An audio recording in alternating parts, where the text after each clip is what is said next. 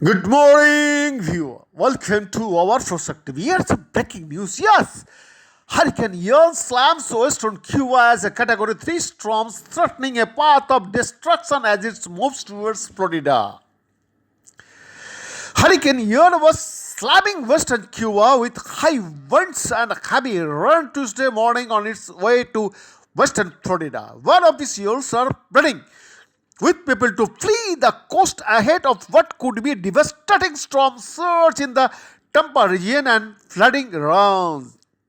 Yan, a Category 3 storm packing sustained winds of 125 mph was poised to enter the Gulf of Mexico mid-morning Tuesday after crossing Cuba's Tobacco Rich Fina del Rio province, where it made landfall around 4:30 am. The National Hurricane Center ahead life-threatening storm surge, flash flooding, and mudslides are possible there, forecasters said. Ian appears headed to western Florida next, where rains and tropical storm strength winds will begin Tuesday. With the system poised to deliver life-threatening storm surge, ocean water pushed onto land and flooding rain Wednesday into Thursday morning as it first crawls along off the coast and then hits inland. The storm could make landfall near or south of the Tampa Bay area late Wednesday or early Thursday at least a Category 3 hurricane. Sustained winds of at least 111 mph and officials are warning leaves the coast now. Today is really going to be your last day to actually move out of the storm surge warning area. Michael Vreden, acting deputy director of the National Oceanic and Atmospheric Administration, told to the reporter on Tuesday morning.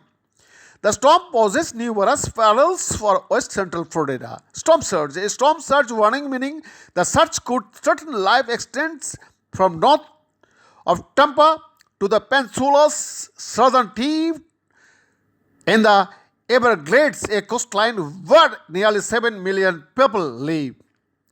The worst 5 to 10 feet is forecast for Tampa, St. Petersburg, and Clearwater. If that happens, that could smash the highest surge recorded in that area, around 4 feet from 1985's Hurricane Elena and March 1993's storm of century.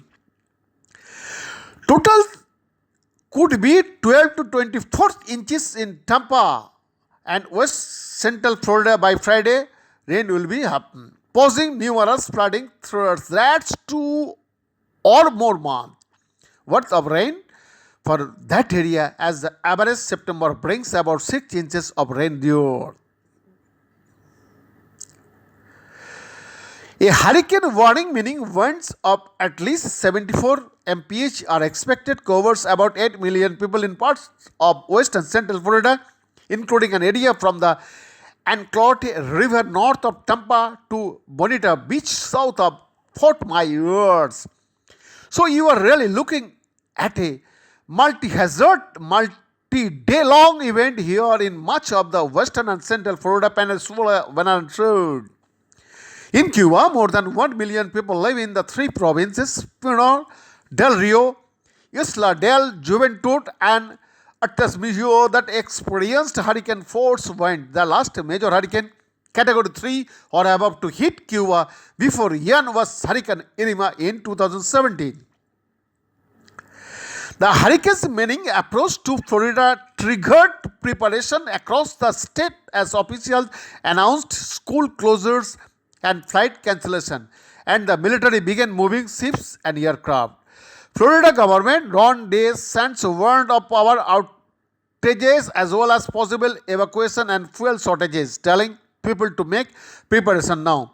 All along Florida's west coast, officials are urging residents to get out of harm's way instead of staying to protect their property. This is nothing to mess around with. If you can leave, just leave now, Tampa Mayor Jen Castor said morning. Mandatory evacuation orders have been issued for parts of countries in the hurricane warning areas stretching from north of Tampa to the Fort Myers area. That included Pinellas and Hillsborough counties in the Tampa area, Hernando, Sarasota, and Carlotti countries and parts of Lee country, which encompasses Fort Myers emergency shelters, were opened. When we issued that mandatory evacuation, that and what that means, as if you don't and you will call for help. We are not coming because we are not going to put our people in harm's way and put them in peril because you did not listen to what we told you to do. Pinellas County Sheriff Bob Goulartari said, with tropical storm condition possibly beginning Tuesday night, officials are concerned about the Ian storm surge. The Tampa Bay region is particularly vulnerable to storm surge and could see catastrophic damage from flooding, even if the area does not get a direct hit from the hurricane. Tampa Electric said it may have to proactively shut down power in the southern tip of downtown early Wednesday in an effort to avoid serious damage to the underground equipment from saltwater storm surge, which will significantly shorten restoration time after the storm.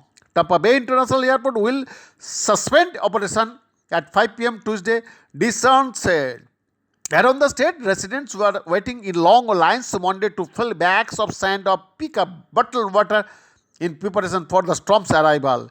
Residents Khadija Jones told to the reporters she was in the line for 3 hours Monday to get free sandbags in Tampa, uncertain if her home will flood.